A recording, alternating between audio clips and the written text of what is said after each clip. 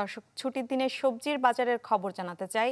শেরপুর থেকে যুক্ত হচ্ছেন সহকর্মী ইমরান হাসান রাব্বি। রাব্বি, বাজারে সবজির সরবরাহ এবং সেগুলোর দরদাম জানাবেন আমাদের।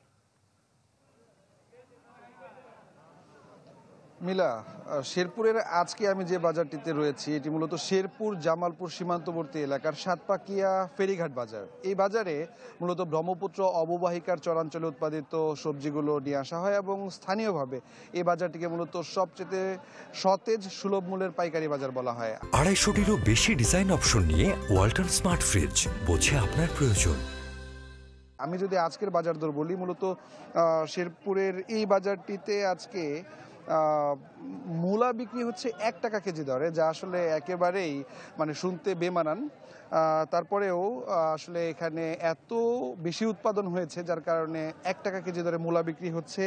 শিম বিক্রি হচ্ছে 1 টাকা বা 2 টাকা কেজি দরে। বেগুন বিক্রি হচ্ছে 5 টাকা কেজি দরে। আলু বিক্রি হচ্ছে 14 থেকে 16 টাকা কেজি দরে।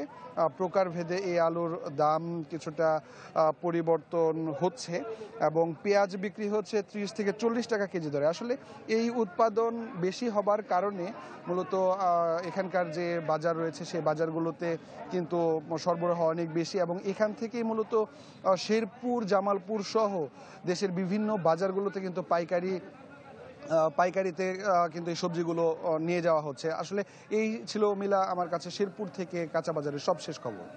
রাব্বি, ধন্যবাদ আপনাকে। শেরপুর থেকে বাজার পরিস্থিতির খবর জানাচ্ছিলেন সহকর্মী ইমরান হাসান রাব্বি।